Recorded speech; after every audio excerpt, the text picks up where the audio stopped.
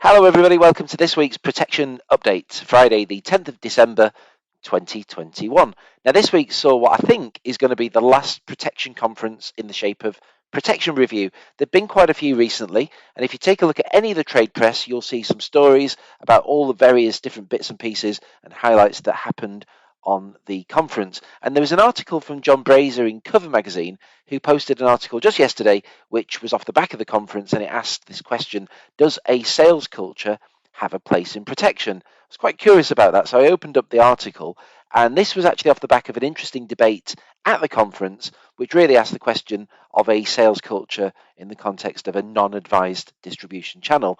Now, Tom Bakery, who set up LifeSearch, gave a really passionate case for advised sales, and he said that because of the language used in the non-advised sales process, there's just no duty of care towards the consumer or any redress available should it ever go wrong through the Financial Ombudsman Service.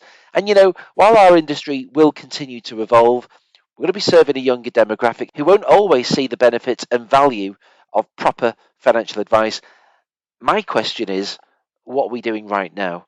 Do you have a response if you were ever challenged by a client who tells you that they want to buy their protection online? Let's say, get it cheaper. How would you respond? How would you explain the benefits of proper financial advice? And can you give an example to your clients of how this leads to much better consumer outcomes? In fact, think about it. Can you explain it in a way that the client can really understand and appreciate? On our sales workshop that we run each month, and by the way, give me a shout if you do want to join in at any point in time, it's called Putting Protection on the Agenda. And we ask a simple question about halfway through: why should I use you if I can go on the internet and buy it cheaper? That's a simple objection handle, but you'd need to be able to respond to that question in a way that's credible, that can convince and persuade the customer. So, how would you respond? Is it your ability to tailor make a bespoke protection solution for the customer? What about your knowledge of underwriting?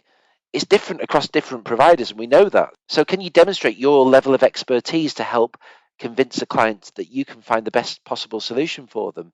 What about trusts? Can a client actually do that themselves?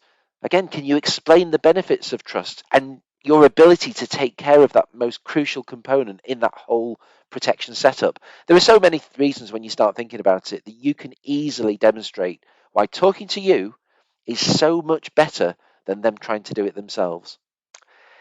Now, at the Protection Review Awards, I just wanted to give another mention to Carla Edwards. If you tune into these protection updates, you will have heard me talk about her before in terms of the various awards that she's been nominated and indeed won this award season. She's quite new to the Right Mortgage and Protection Network, but she's a real star in the protection advice arena, and it's only right that she's had lots of really well-deserved recognition. Personally, I don't really do much social media. I've never really jumped on the various platforms, and if I'm honest, I don't really understand them. But Carla is an example of someone who does understand them.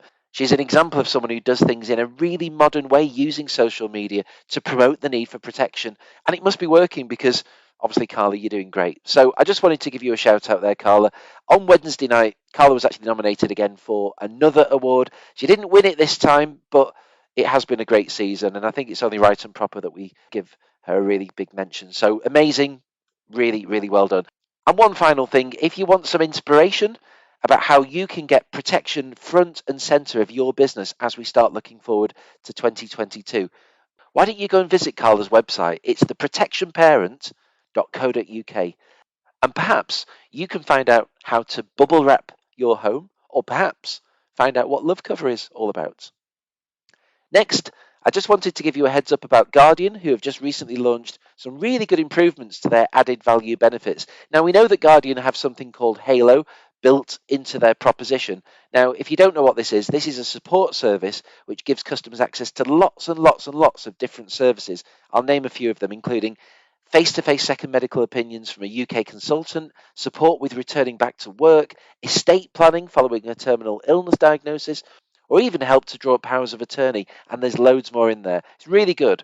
Well, this week, Guardian have announced a neurological occupational therapy partner.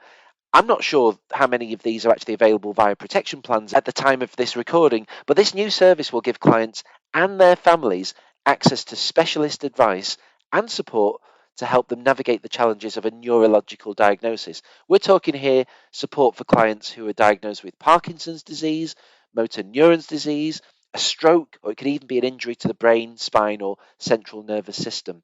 Yes, the payout from a critical illness policy is good, but the client might have a long road to recovery ahead, and access to specialist support like this is going to make a big difference. And it all links back to the idea of proper financial advice. So, well done, Guardian.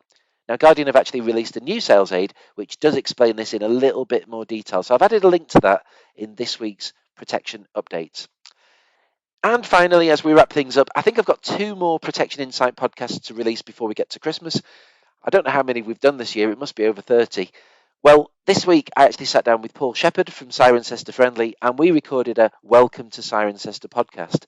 Now, Cirencester, as you know, are a specialist income protection provider, and we talked about that as well as what a friendly society is all about and what makes them a little bit different. So once again, the link to that is on this week's protection update.